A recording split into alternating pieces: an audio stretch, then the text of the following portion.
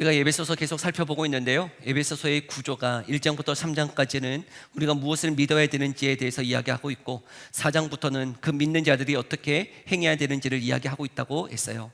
그래서 4장 1절에 우리에게 말씀하심이 부르심에 합당하게 행하라라고 권면하고 있는 것이죠.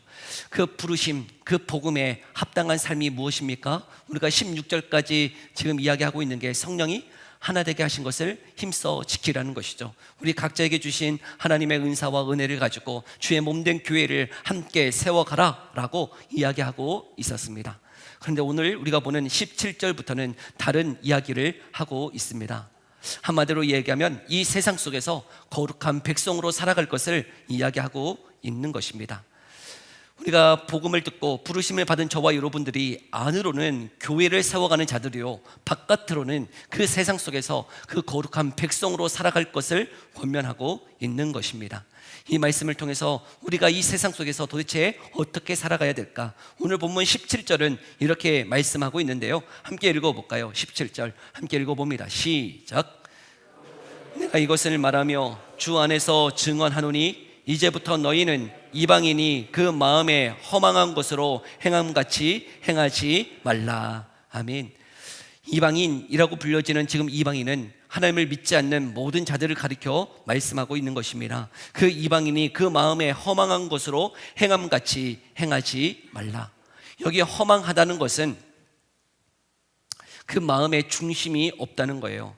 알맹이가 없는 것입니다. 나름대로 옳다고 여기면서 이 세상 속에서 부를 쌓고 성공을 위해서, 자신의 인생을 위해서 살아가지만 허망한 거예요. 방향이 없는 거예요. 알맹이가 없는 삶을 가리켜 이렇게 말씀하고 있다는 것이죠. 돈도 벌지만, 또 이 세상 속에서 주어진 책무를 감당하며 걸어가지만, 이 세상 속에서 권세를 얻고 있지만, 그 이방인의 하나님이 없는 모든 삶을 무엇이라고 지금 성경은 이야기하고 있냐면, 그 이방인이 허망한 같이 살지 말라라고 말씀하고 있는 것이죠. 도대체 왜 그럴까요? 이 세상에 성공과 명예와 모든 것을 가졌던 한 인물이 있습니다. 솔로몬이 그러한데요, 솔로몬이요, 이 전도서에서 이야기하고 있는 게 있어요. 모든 것이 헛되며 헛되니 헛되고 헛되도다. 그러면서요, 전도서 2장 11절에 이와 같이 고백하고 있는데요, 함께 읽어볼까요? 함께 읽어봅니다. 시작. 그 후에 내가 생각해 본즉 내 손으로 한 모든 일과 내가 수고한 모든 것이 다 헛되어 바람을 잡는 것이며 해 아래에서 무익한 것이로다. 아멘.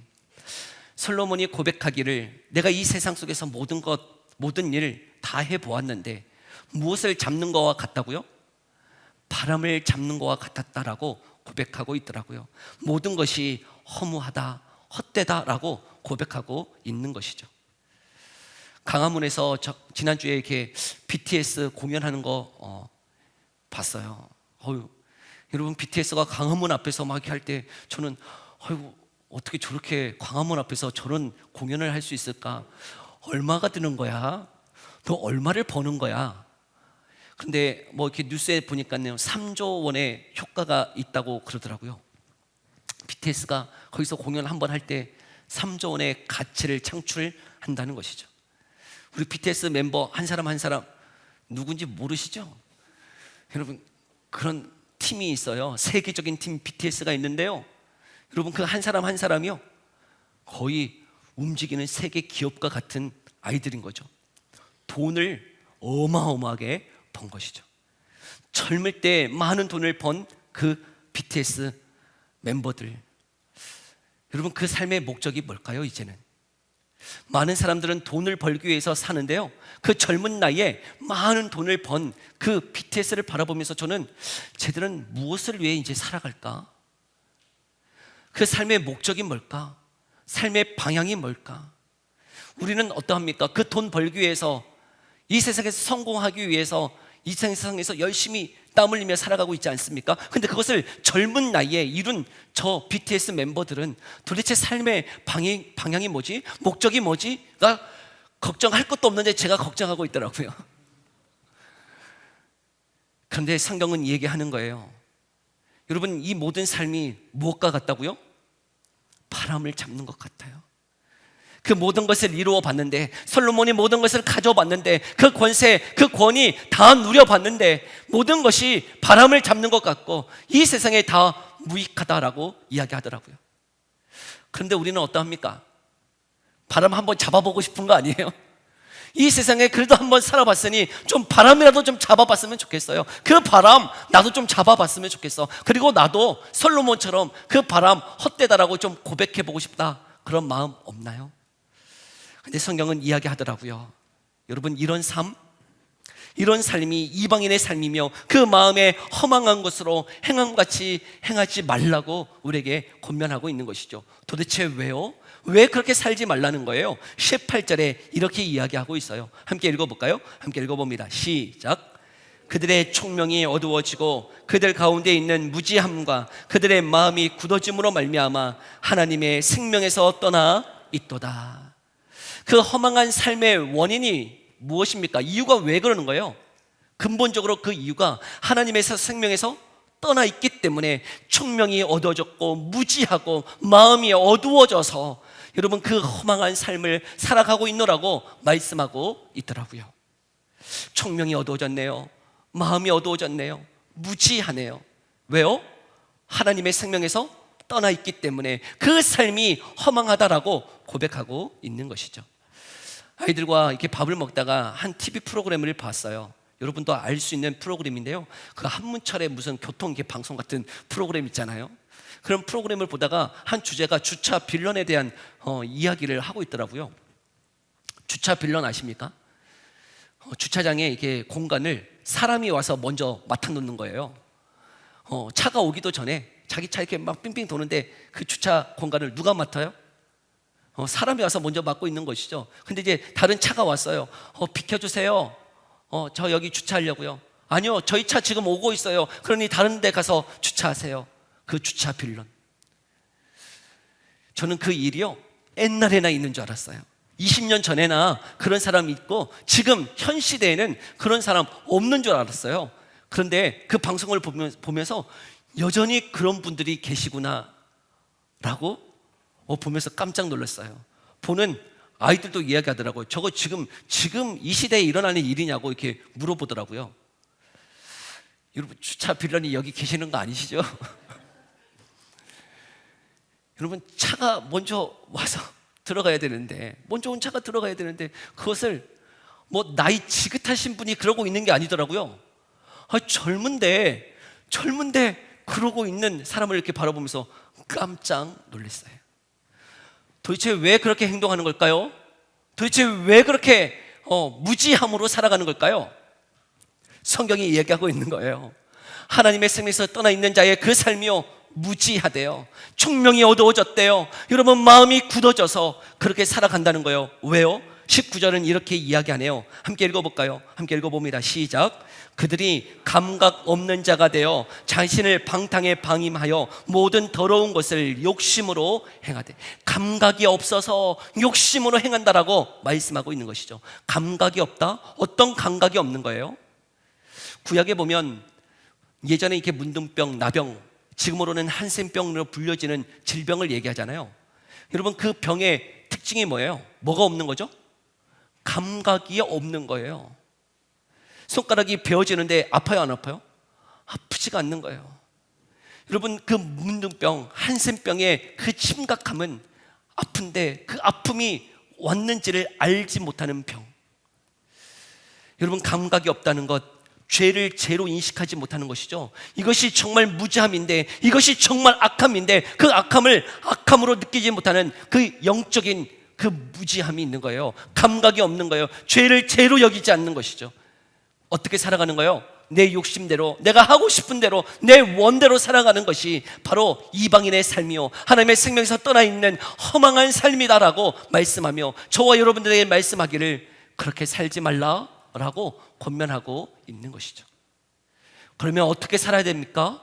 그렇게 그 마음의 허망한 것으로 이방인이 살아가는 그 하나님의 생명에서 떠나 있는 그 삶으로 살아가지 않는다면 어떻게 살아가야 되는 겁니까? 근데 오늘 본문 20절은 이렇게 이야기하고 있더라고요. 함께 읽어볼까요? 함께 읽어봅니다. 시작. 그리스도를 그같이 배우지 아니하였느니라. 아멘. 저는 20절에 오늘 이 본문을 읽으면서요, 조금 논리적으로 이상했어요. 이방인같이 그 마음에 허망한 것으로 살지 말라라고 이야기하면 이제 20절에 어떻게 살라라고 우리에게 이야기해야 될 텐데, 그렇게 얘기하지 않고 20절 뭐라고 말씀하고 있습니까? 오직 너희는 그리스도를 그같이 배우지 아니하였느니라 라고 이야기하고 있는 거예요. 아니, 이방인같이 그 마음의 허망함으로 살지 말고 이제는 어떻게 살아라 라고 권면해야 좀 정상 같은데, 성경은 그렇게 이야기하지 아니하고 너희는 그리스도를 그같이 배우지 아니하였다라고 고백하고 있는 것이죠. 그 의미가 도대체 무엇일까요? 이 말씀의 의미가 도대체 무엇일까를 이렇게 묵상하다가 깨달아지는 것이 있었어요. 우리 성도들 삶의 변화를 분명히 성경은 요구합니다. 근데 어떤 자에게 이 삶의 요구를 하고 있는 겁니까? 어떤 자가 정말 말씀대로 살아갈 수 있는 겁니까? 그 마음의 허망에서 그 하나님의 목적을 바로 알고 살아갈 수 있는 비결이 어디에 있습니까? 우리의 행동을 바꾸면 될까요? 아니더라는 거예요. 성경은요, 그 삶의 변화를 우리에게 이야기하지만 그 행동의 변화의 근본적인 변화가 어디에서 비롯되는가를 무엇으로 말씀하고 있는 겁니까?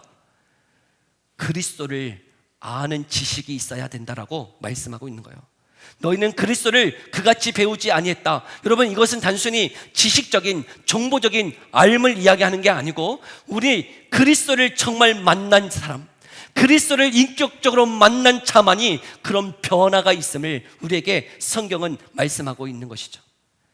행동을 바꿔라, 생각을 바꿔라, 너의 삶의 규범을 바꿔라라고 우리에게 권면하는 게 아니고, 그 변화가 우리에게 분명히 일어나야 되는데 그 변화가 어디에서 비롯되느냐 하는 것이죠. 어디에서 일어나는 거예요? 그리스도를 아는 지식, 예수님을 만난 그 인격의 만남이 우리의 삶의 변화를 만들어낸다라고 성경은 이야기하고 있는 거예요. 누가복음 19장에 보면 삭개오라고 하는 인물이 등장합니다. 삭개오는 어떤 인물이냐면 세리장이요, 또한 부자라고 말씀하고 있네요. 그 삭개오 직업이 뭐라고요? 세리장이에요. 세리장은 뭐 하는 거예요? 여러분, 동족에게 세금을 걷어서 그 로마에게 세금을 내는 사람. 그런데 그 세리들은 돈 때문에 그 동족의 편에 서지 않고 그 로마 편에 서서 세금을 거두는데 적당히 거두는 건 아니고 어떻게 거두는 거예요? 가하게 걷어서 동족들에게 손가락질 받는 자들이 세리인데, 그 세리들의 뭐예요? 장이에요. 그리고 또 성경은 그를 부자라 말씀하고 있습니다. 어떻게 보면 이 삭개오는요, 무엇을 위해 살아가는 사람이었냐면 그 돈, 그 물질이 이 세상에서 가장 중요해. 그래서 때로는 동족을 뒤로 하고 돈을 벌 수 있다면 동족에게 손가락질 받는 거 그거 중요하지 않아 하면서 그 물질을 위해서 살아갔던 삭개오. 근데 그 삭개오가 누구를 만납니까? 예수님을 만났어요. 삭개오야, 내가 오늘 너의 집에 거하리라. 그 예수님을 만나고요, 그 예수님이 그의 집에 들어왔네요. 그의 마음 가운데 들어왔어요. 그리고는요, 그 삭개오가 고백하는 게 있어요. 누가복음 19장 8절의 말씀인데요, 함께 읽어볼까요? 함께 읽어봅시다. 시작. 삭개오가 서서 주께 여짜오되 주여 보시옵소서, 내 소유의 절반을 가난한 자들에게 주겠사오며 만일 누구의 것을 속여 빼앗은 일이 있으면 내 갑절이나 갚겠나이다. 아멘. 예수님이 이 삭개오한테 이렇게 하라고 명령했을까요? 야, 네 소유 절반 다 팔고 누가 너한테 너 속여서 뺏은 일이 있으면 내 갑절이나 갚아라, 그래야 너는 구원이 임한다라고 예수님이 그렇게 명령하셨을까요? 아니요, 전혀 그런 고백이 나오지 않아요. 그런데 여러분, 이 삭개오가 주님을 만나니요, 그의 인생이 변화되어지더라는 것이죠. 이전에는 이 삭개오에게 있어서 가장 중요한 것은 물질이었는지도 모르겠어요. 그런데 너무나 소중하게 여겼던 그 물질, 그것이 내 삶의 방향이었는데 예수님을 만나고 나니 이 삭개오에게 변화가 일어나더라고요. 어떤 변화요? 자신의 소유의 절반을 가난한 자에게 죽일 뿐만 아니라 속여 빼앗은 일이 있다면 내 갑절이나 갚겠다라고 하는 고백이 스스로에게 일어나고 있는 것이죠. 그 변화의 출발이 어디입니까? 뭐 때문에 이런 변화가 일어나고 있는 거예요? 주님을 만났기 때문에. 예수님을 만난 자에게서 이런 변화가 일어나는 줄 믿습니다. 기독교는 우리에게 단순히 윤리적이요 도덕적이요 여러분 고창한 삶을 요구하는데, 여러분 그 고창한 삶이 요구되어지는 이유가 무엇 때문입니까? 주님을 만나야만 그 일을 할 수 있다는 거예요. 단순히 착하게 살면 구원이 있습니다, 그것을 이야기하고 있는 것 아니고, 여러분 그 삶의 변화가 분명히 일어나는데 무엇 때문에 일어나는 거예요? 그 주님을 만난 자에게서 일어나는 줄 믿어요. 한 청년이 저에게 와서 한 가지 질문을 하더라고요. 목사님, 이 세상에서 참 즐길 거리도 많고 또 이 세상에서 해야 될 일들도 많은데 우리 중고등학생들 시험도 보고 공부도 준비하고 진학도 하고 취업도 하고 해야 되는데, 목사님, 이런 시대에 예수님 정말 믿을 수 있나요? 한 청년이 와서 질문하더라고요. 정말 예수님 믿는 게 가능합니까? 라고 하는 그 진솔한 고백을 저한테 질문하는데요, 뭐라고 얘기해 줘야 되는 거예요?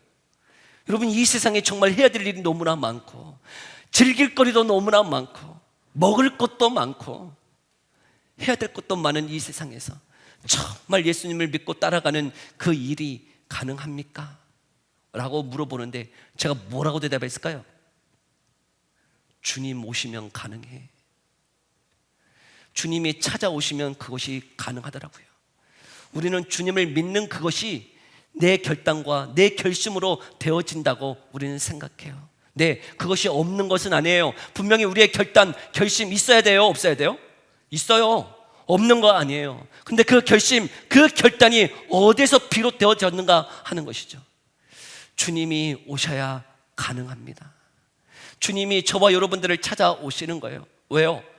우리의 마음은 다 허망한 것으로 채워져 있는데요, 그 허망한 것을 누가 깨닫습니까? 이 삶이 너무나 허망하구나, 이 삶이 정말 죽음의 길이구나를 어떻게 깨닫습니까? 이 세상이 너무나 즐거운데, 이 세상에 해야 될 일이 이렇게 많은데 이것이 허망하다는 것을 누가 깨닫느냐고요. 주님이 오셔야만 깨달아질 수 있는 줄 믿습니다. 아직 안 오신 것 같아요? 나에게는 아직 안 오셨나요? 아니요, 저와 여러분이 지금 이 자리에 있다는 것이 주님이 저와 여러분들을 초대하고 있는 줄 믿습니다. 주님이 만나시기 위해서 지금 저와 여러분들을 부르고 계시는 줄 믿어요. 여러분, 주님을 만나십시오. 인격적으로 정말 주님을 만나야만 그 삶의 변화가 있다라는 것이죠. 이 세상에서 거룩하게 살아가야 됩니다. 이 세상 속에서 성도답게 살아가야 됩니다. 여러분, 그런데 어떻게 그것이 가능합니까? 주님을 만나야 그 변화의 출발이 시작되더라고요. 그런 자에게서 이제 일어나는 변화가 무엇일까? 오늘 본문 22절에서 24절은 이렇게 말씀하고 있어요. 함께 읽어볼까요? 함께 읽어봅니다. 시작. 너희는 욕심을 따라 썩어져가는 구습을 따르는 옛사람을 벗어버리고 오직 너희의 심령이 새롭게 되어 하나님을 따라 의와 진리의 거룩함으로 지으심을 받은 새 사람을 입으라. 아멘. 그렇게 예수님을 만난 자에게서 이제는 변화가 일어나는데, 어떤 변화요? 옛사람을 벗어버리고 동시에 무엇을 입는 거요? 새 사람을 입는 변화가 일어난다라고 말씀하고 있어요. 그러나 이것이 여러분 우리의 결단과 결심으로만 되어지는 것이 아니에요. 그래서 중간에 23절에 무엇을 먼저 말씀하고 있냐면, 오직 너희의 심령이 새롭게 됨으로. 오직 너희의 심령이 새롭게 되어지는 그 변화가 이 옛사람을 벗어나 새 사람을 입으며 나아가게 하는 비결이라고 말씀하고 있는 것이죠. 우리의 심령이 새롭게 되어지는 그 변화, 여러분 그 변화가 누구의 역사입니까? 성령의 역사라고요. 에스겔 36장 26절 27절은 이렇게 말씀하죠. 우리가 하도 수없이 읽었던 말씀인데요, 다시 한번 읽어볼까요? 에스겔 36장 26절 27절 함께 읽어봅니다. 시작. 새 마음을 너에게 주되 너희 육신에서 굳은 마음을 제거하고 부드러운 마음을 줄 것이며 또 내 영을 너희 속에 두어 너희로 내 율례를 행하게 하니 너희가 내 규례를 지켜 행할지라. 아멘. 하나님이 우리의 마음, 근본적인 이 마음의 새로워짐, 이것은 우리의 결단과 결심으로만 되어지는 것 아니고 성령께서 우리의 마음을 새롭게 하심으로 굳은 마음, 다르게 얘기하면 허망한 그 마음, 어두워져 있는 그 마음이 그 진리의 말씀을 통하여 변화를 받아서 이제는 옛사람의 구습을 따르는 옛사람의 모습이 아니라 그 하나님의 형상의 회복인 새 사람의 모습으로 나아갈 수 있음을 말씀하고 있는 것이죠. 그래서 디도서 3장 5절에서도 이렇게 고백하고 있네요. 함께 읽어볼까요? 함께 읽어봅니다. 시작. 우리를 구원하시되 우리가 행한 바 의로운 행위로 말미암지 아니하고 오직 그의 긍휼하심을 따라 중생의 씻음과 성령의 새롭게 하심으로 하셨나니. 아멘. 거듭남, 중생이라고 하는 거듭남으로, 그리고 그 거듭남으로 우리 안에 일어난 일이 무엇이냐면 성령께서 우리의 심령을 어떻게 하시는 거예요? 새롭게 하심으로. 여러분, 우리의 그 마음이 허망한데 바람을 잡는 것에 우리의 인생의 목적과 방향이 있는 게 아니고, 여러분, 그 심령이 새롭게 되어져서 그 옛사람을 따라 사는 인생이 아니라 새 사람, 의와 그 거룩함으로 입은 새 사람, 다르게 얘기하면 하나님의 형상의 회복으로 우리가 나아갈 수 있음을 말씀하고 있더라고요. 제자들, 여러분, 이 12 제자들 예수님을 3년 반 동안 따라다녔어요. 그리고요, 예수님께 저자직강으로요, 여러분, 이 예수님의 말씀을 다 듣고 배웠어요.